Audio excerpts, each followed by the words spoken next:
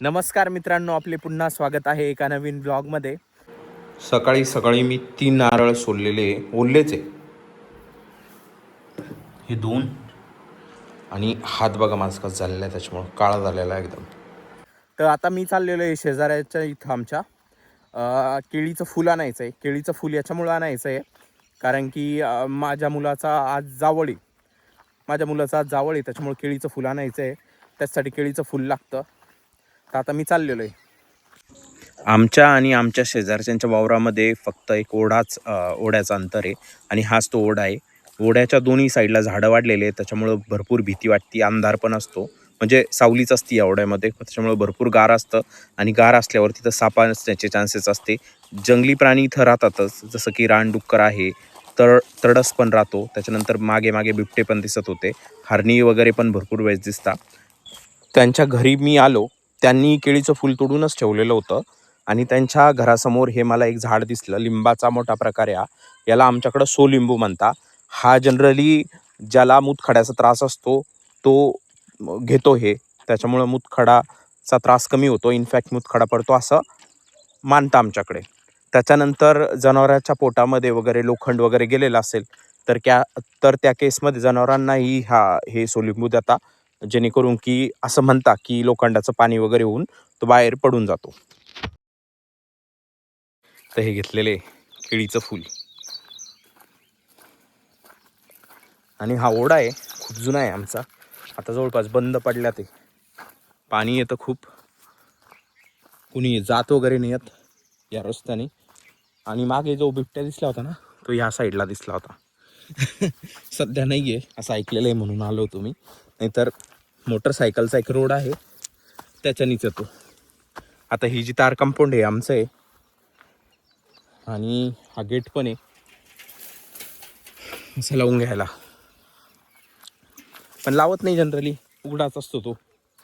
कारण हे दुर्गादास आणि ते जात असते कामाला, कुठं जर काम असलं तर त्याला जात असता, त्याच्यामुळे. तर आज आहे ना माझ्या मुलाचं श्रीचं जावळ आहे, त्याची तयारी चालू आहे. सकाळी नारळ सोलले मी, 3 नारळ सोलले. आणि कसं आहे ना, सुकलेले नारळ होते, पण माझ्या आईचं म्हणणं होतं की नाही त्याच्यात पाणी नाही आहे, मग पाण्याचंच नारळ सोल, म्हणून ते हिरवे तोडले मी आणि त्याचं सोलले ते 3 नारळ. भरपूर वेळ गेला माझा त्याच्यामध्ये, कारण कठीण राहतं ते सोलणं, इतकं सोपं नाही आहे. त्या कम्पॅरिझनमध्ये कापणं सोपं आहे. आणि हात बघा माझा, मी हात वगैरे धुतला तरी पण अजून असाच काळा आहे. ते ऑक्सिडाईड होतं, त्याच्यामुळं हे असा हात होऊन जातो, त्याचे डाग पडता. तर आता आम्ही चाललेलो आहे, किरळ नावाचं एक झाड असतं, त्या झाडाचं काठी लागत असती, त्याच्यामुळं आम्ही चाललेलो आहे ते झाड आणायला.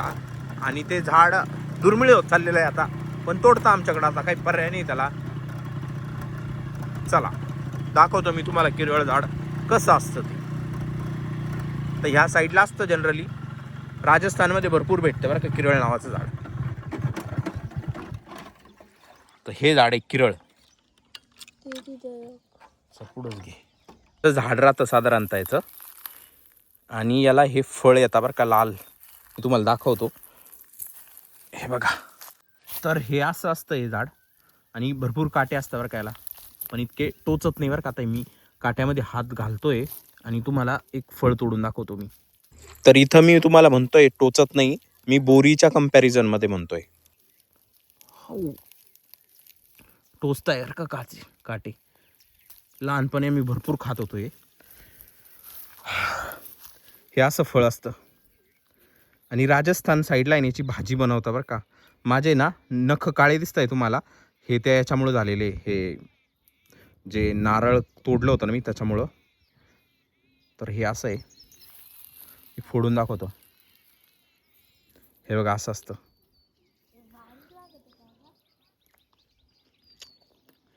एकदम भारी लागतं खायला.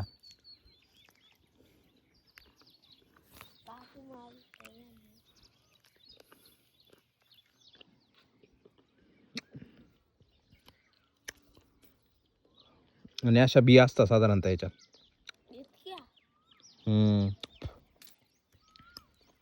आणि याचा आम्ही लहानपणी अजून एक खेळणी बनवत होतो, मी तेही दाखवतो तुम्हाला. हे असं हे असं 3 याचं घ्यायचं, ठीक आहे. याला तोडायचं आणि असं 3 याच्यामध्ये तोडायचं आणि हे असं झालं का याला हवा फुकायची. यार थोडं तिरपई आहे त्याच्यामुळं जमत नाही आहे.